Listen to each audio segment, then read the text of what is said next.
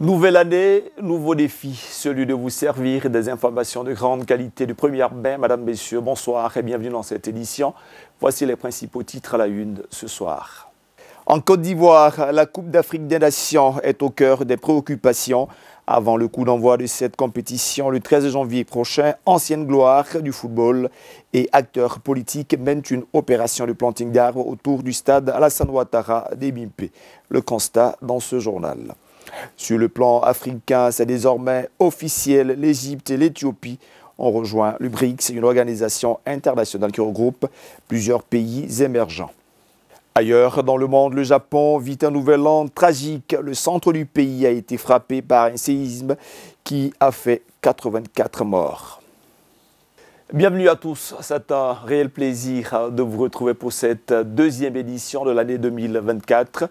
Je vous lisais en titre, la Côte d'Ivoire organise la Coupe d'Afrique des Nations, édition 2023. Vous le savez, la compétition est prévue pour débuter le 13 janvier prochain en marge de cette belle fête du football continental, ancienne gloire du football justement, et plusieurs acteurs politiques se sont retrouvés autour du stade Alassane Ouattara d'Ebimpe pour une opération utile.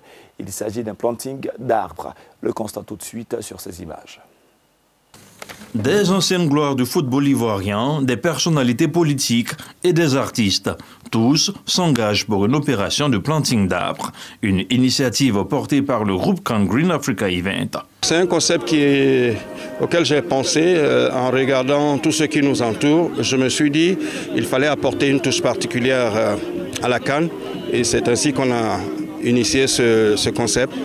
Sauvegarder le couvert forestier est une thématique qui demeure d'actualité, d'où l'engagement de ces personnalités. C'est un bel acte avec tout ce qui se passe dans le monde, les changements climatiques, même ici en Côte d'Ivoire. Aujourd'hui, tout est mélangé. Planter un arbre, c'est donner la vie. Et aujourd'hui, avec tout ce qu'on voit comme changement climatique, en tant que mère, en tant que femme, la présidente du Sénat, avec le soutien du président de la République, œuvre pour le planting. Selon un inventaire forestier datant de 2021, le couvert végétal ivoirien est passé d'environ 16 millions d'hectares à moins de 3 millions, dont 517 000 hectares de forêt primaire. Et nous ouvrons à présent l'actualité africaine. Première destination, le Niger. Le pays se frotte les mains sur le plan économique. Pour l'exercice 2022, l'exploitation d'uranium a rapporté la bagatelle de 97,7 milliards de francs CFA. Classé 7e au rang des plus grands fournisseurs d'uranium au monde et 2e en Afrique, le Niger a produit 2,2 tonnes métriques d'uranium en 2022 selon les données de l'Association nucléaire mondiale. Ce minerai essentiel pour la production d'énergie nucléaire représente une part significative des exportations du Niger. Toutefois, les recettes d'exportation de l'uranium du pays ouest-africain ont chuté de 7% en 2022 selon la Banque centrale des États de l'Afrique de l'Ouest. À cet effet, le métal radioactif n'a rapporté que 97,7 milliards de francs CFA au Niger en 2022 contre 105 milliards de francs CFA en 2021. Ce qui se passe au niveau du Niger est que l'arrêt d'une unité de production a généré une chute de la production de façon normale, mais cette chute n'a pas pu être compensée par la hausse en termes de fluctuations sur les cours de l'uranium au niveau des places de marché internationales. Il en résulte donc un déficit budgétaire en termes de recettes pour ce pays. La baisse des volumes d'uranium expédiés par le Niger en 2022 ayant occasionné la chute des recettes d'exportation résulterait de l'arrêt de la production de la Cominac, l'une des principales industries uranifères au Niger, intervenue au premier semestre 2021.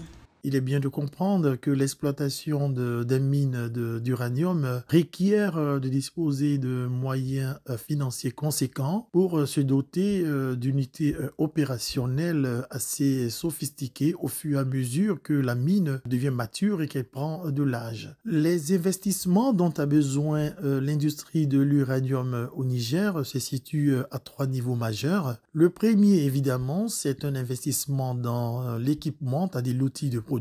Le deuxième investissement, c'est un investissement sur les ressources humaines. Et enfin, il faut un investissement dans le domaine sécuritaire. L'uranium représente 15% des recettes d'exportation du Niger, mais génère moins de 5% de recettes publiques. Ce pays, qui assure environ 4% de l'approvisionnement mondial en uranium, dispose de 311 110 tonnes métriques de réserves d'uranium. Restons au Niger pour évoquer une fois encore l'actualité de ce pays. La France et le Niger en rupture diplomatique, vous le savez. L'ambassade française a été fermée sur place à Niamey. Réaction et avis des populations nigériennes. Tout de suite au micro de nos confrères d'Africa News. La France a fermé son ambassade au Niger mardi pour incapacité de fonctionner depuis près de 5 mois. Une fermeture qui sonne la fin d'un bras de fer entre Niamey et Paris. Dans la capitale du Niger, l'on prône désormais la réciprocité. Nous sommes dans le cadre d'une relation bilatérale entre deux États, la France et le Niger. Si la France estime que ses intérêts n'existent plus au Niger et qu'elle décide de fermer ses frontières, je crois que la réciprocité voudrait que le Niger aussi de son côté crée les conditions de la fermeture de son ambassade. À partir de cet instant où nous nous sommes dit que désormais nous nous inscrivons dans une logique d'une indépendance totale, d'une indépendance comme son nom l'indique, il va falloir qu'on les sente dans les actions et dans les actes de tous les jours. Le bâtiment de l'ambassade désormais inoccupé, le M62 se félicite. Cette ambassade aurait dû être fermée depuis fort longtemps par nos autorités. Parce que nous, en ce qui nous concerne au niveau du mouvement M62, nous avons demandé à l'État du Niger de rompre tout rapport politique et économique avec la France, jusqu'à ce qu'il y ait de nouvelles autorités qui puissent comprendre le sens de notre combat et traiter d'égal à égal avec nous. Et la société civile veut quant à elle aller plus loin dans les relations avec Paris. Si c'est une mesure de rétorsion par rapport au choix souverain du peuple nigérien de prendre en charge désormais son indépendance et sa souveraineté, la France ferait mieux aussi de mettre un terme au contrat léonien qu'elle a imposé à notre pays depuis bientôt 60 ans. Ce serait quand même justice pour le peuple nigérien qu'en partant avec son ambassade, que la France parte aussi avec ses entreprises qui exploitent notre pays depuis fort longtemps. À ce jour, pour les Nigériens, le départ de la France est bon à prendre. Un mot de santé dans cette édition et nous nous rendons tout de suite au Kenya où les autorités sanitaires engagent une véritable bataille scientifique contre le paludisme. La bataille est rendue difficile par les caprices climatiques. Vous le verrez sur place sur ces images. Wilson Mutai décrit le paludisme comme une maladie destructive et mortelle. Cet agriculteur kényan et homme d'affaires de 76 ans a été atteint par cette maladie. Mais selon lui, l'hôpital d'Isiolo dans la vallée du Rift n'avait aucun médicament pour le traiter.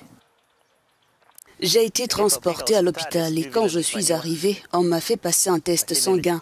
On m'a découvert le paludisme. Mais l'hôpital n'avait pas de médicaments. J'ai dû chercher un médecin privé pour me soigner à la maison. Ce qui n'est pas le cas pour de nombreux autres patients au Kenya. Le paludisme tue environ 10 700 personnes chaque année selon le Centre de contrôle américain des maladies. Parmi les raisons de cette recrudescence des cas, le changement climatique. Pour tenter d'enrayer la maladie, l'Institut international de recherche agricole a mis en place des stations météorologiques à différents endroits. Les moustiques sont capturés à l'aide de dioxyde de carbone puis transportés au laboratoire de l'Institut de recherche médicale du Kenya. Ils sont ensuite analysés afin d'identifier le virus et les agents pathogènes qu'ils transportent. La raison pour laquelle nous avons mis en place une station météorologique dans cette région, c'est dans le but de capturer différentes conditions environnementales, comme la température, l'humidité, la vitesse et la direction du vent, pour être en mesure de vraiment comprendre comment ces différents composants du climat peuvent influencer la population et également influencer les tendances de la maladie que nous avons ici. Outre la station météorologique, nous piégeons également des moustiques dans cette région et nous surveillons la population de moustiques à différents moments de l'année. Nous surveillons les agents pathogènes que les moustiques transportent. La Corne de l'Afrique a récemment connu des inondations meurtrières, notamment en raison du phénomène El Niño, qui ont laissé sur leur passage des crues abondantes devenues au fil du temps des lieux de reproduction pour les moustiques et qui pourraient conduire à une augmentation des vecteurs, selon Willy Sakwele, conseiller principal pour le centre kényan du paludisme. Avec l'augmentation de la température, des précipitations et de l'humidité, il y a plus de reproduction. Il y a plus de sites de reproduction, il y a donc un risque élevé de transmission de maladies à transmission vectorielle comme le paludisme, la dengue, la fièvre dans la vallée du Rift et le chikungunya. Selon le dernier rapport de l'OMS, en 2022, il y avait environ 249 millions de cas de paludisme dans le monde. L'Afrique reste le continent le plus touché par la maladie.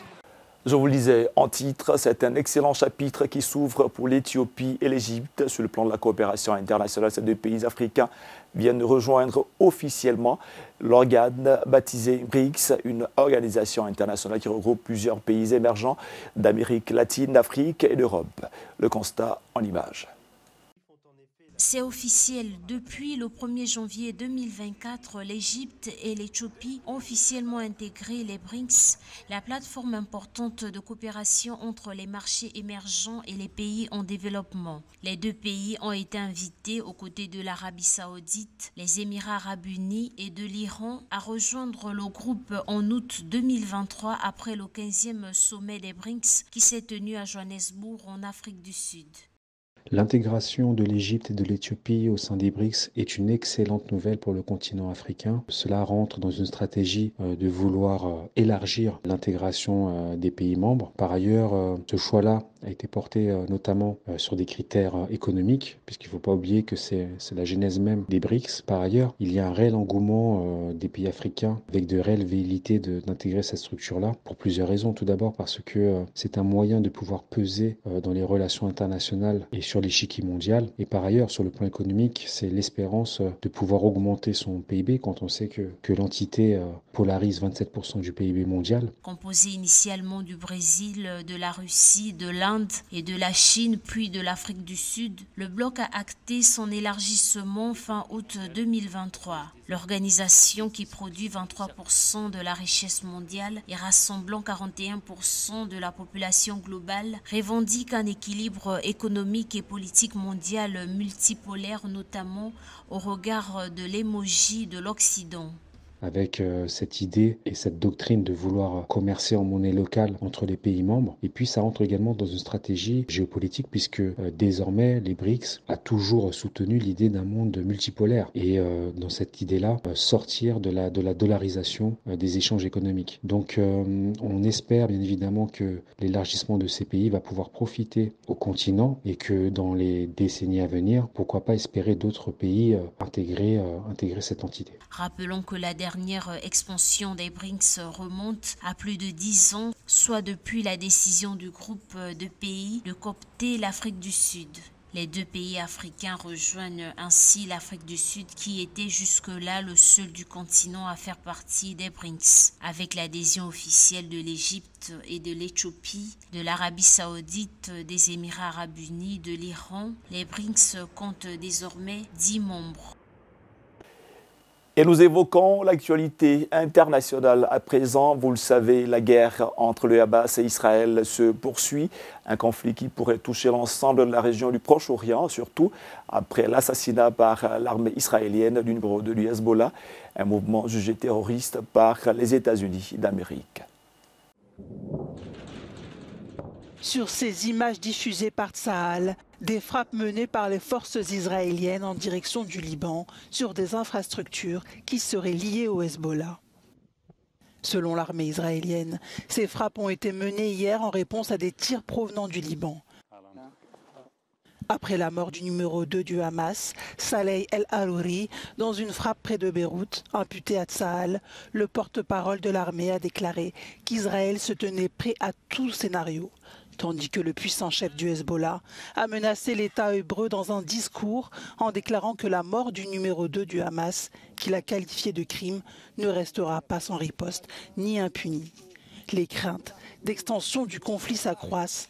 Le chef de la diplomatie américaine, Anthony Blinken, est attendu dans la région aujourd'hui pour tenter de calmer le jeu.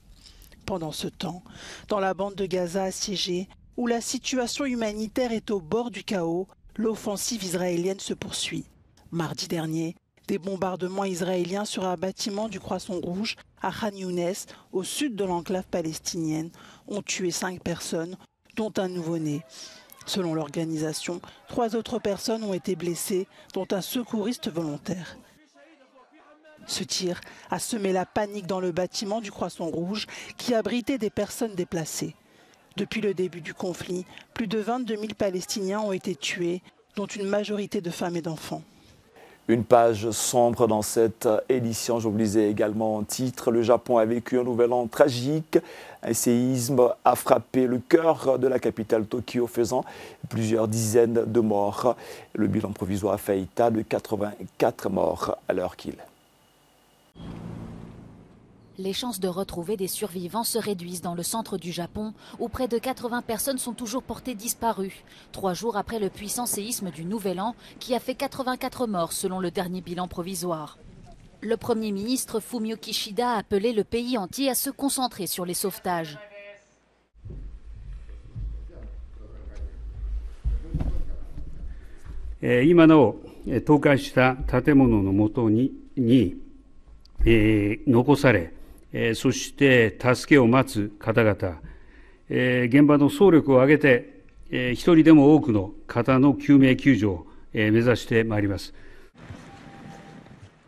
Le bilan pourrait encore s'alourdir car des centaines de bâtiments ont été détruits dans la catastrophe. La pluie rend elle aussi les recherches menées par plusieurs milliers de personnes des forces japonaises d'autodéfense, de pompiers et de policiers venus de tout le Japon encore plus difficiles. Environ 30 000 foyers de la préfecture d'Ishikawa sont toujours privés d'électricité. 110 000 autres n'ont plus d'accès à l'eau. Et voilà, ce journal est à présent terminé. Ça a été un réel plaisir de vous retrouver dans cet exercice qui a débuté en 2018. Merci à nos valeureux collègues en régie, Linda Tepi, Alpha Sanogo. Merci également à vous de votre aimable fidélité. Il me reste à vous souhaiter de passer une lumineuse et pétillante année 2024 sous la grâce du Seigneur Jésus-Christ.